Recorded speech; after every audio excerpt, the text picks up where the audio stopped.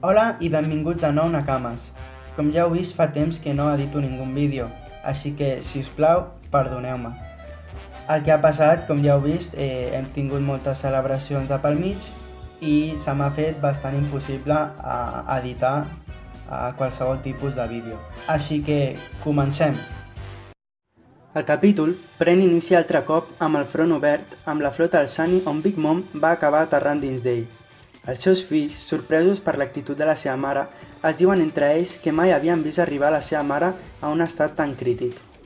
Cal recordar que Perospero és un dels fills majors, així que perquè ell, en els anys que porta, mai hagi vist a la seva mare tan prima, és que lleu al moment no pot ser. Mama reclama en tot moment el seu pastís, fent saber que res la pararà fins que obtingui el que li pertany. Per si mateixa, va trencant el vaixell en busca del gran dolç. Els Mugiwaras, amoïnats, veuen com la Yonko va maltractant el Sunny. Jinbe, amb un acte de valentia, crida a Mama fent-li saber que allà no està el pastís, que no es molesti en seguir buscant. Big Mom, a l'escoltar el que li diu Jinbe, no s'ho creu, afirmant-li que el seu fill Peros li ha assegurat que el pastís estava allà i que en cas contrari tindria que prendre-li la vida amb les seves pròpies mans. Peros, al sentir aquestes paraules, es caga de por, veient que l'acte que li podria salvar la vida s'acaba d'anar a Norris, entenent que en un estat tan delicat com el que es troba la seva mare, també té capacitat de consciència. Tornem de nou en la conversa que estaven tenint la Yonko i el Gyojin, on Mama Charlotte, envainant la seva espasa a Napoleó, li dirigeix un atac anomenat Conyac, per haver tractat del seu fill de mentider. Jinbe, sense vacilar, activa el haki d'armadura als braços, anomenant-ho pell de tauró, sent capaç de parar l'atac de Big Mom. Peros, en aquest moment, crea una cara que segurament seria el primer cop que la feia, al veure que un ex-Chichibukai és totalment apte per parar l'atac d'un Yonkou. Big Mom, envers l'aturada de Jinbe, li fa saber que no la podrà guanyar només amb força, acabant de finalitzar el cop que li ha enganxat abans, però aquest cop enviant el peix en el seu medi natural, al mar. Big Mom de nou regira el vaixell, deixant-lo pitjor de com l'havia deixat abans. Aquest cop és Nami qui la para, ja que en cas de no fer-ho, Carrot hauria patit les conseqüències. Cosa que no podia passar ja que el conill es trobava descansant a un dels compartiments del Thousand. Mama, embogida, li dirigeix aquest cop un atac a la lladregota. Chopper espantat la crida, on ella li respon que està bé, fent-li entendre que ha etzibat el cop. Brook, posant-se les mans al cap, diu que el que està passant és dolent, al veure que el cabell de Mama està cremant les veles del vaixell. De nou, la Yonko vol atacar Nami, però aquest cop és Chopper qui surt activant el War Point. Mama llavors se li dibuixa un somriure agradable, al veure com són d'estranys algun d'ells. Brook segueix espantat, bloquejat, sense saber què fer, quan de sobte un canyó d'aigua del mar surt dirigit fins al barco, impactant sobre ell i la gent que hi habita, deixant-lo fora de perill del foc. És altre cop Jinbe, calmant la situació i guanyant temps.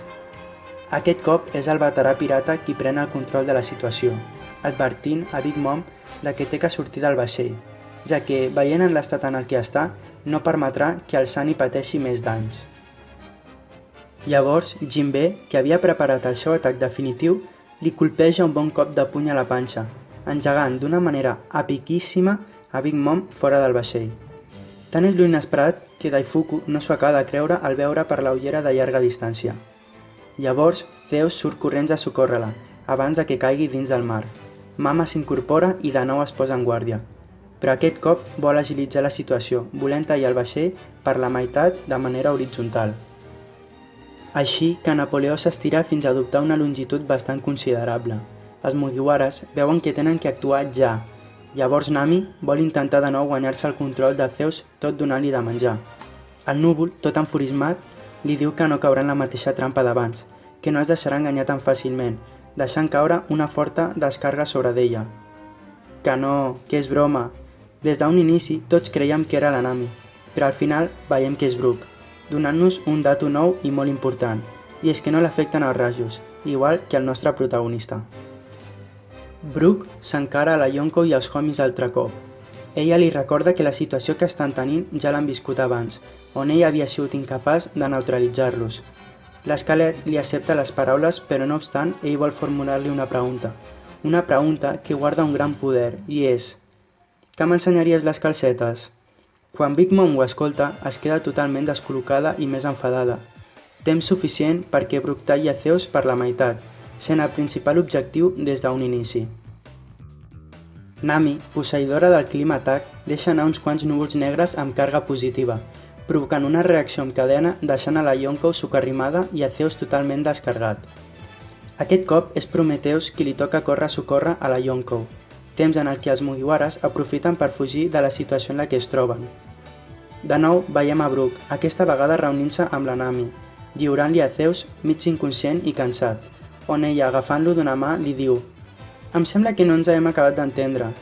Jo no et vaig demanar que fóssim amics?»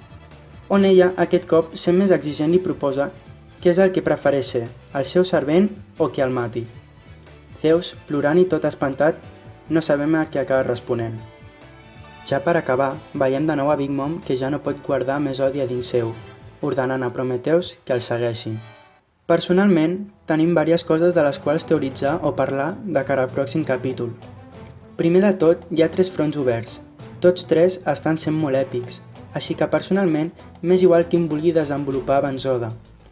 Del que puc estar segur és que Luffy vs Katakuri serà l'últim, ja que Luffy acabarà molt cansat físicament i on els Mugiwaras l'hauran d'anar a rescatar.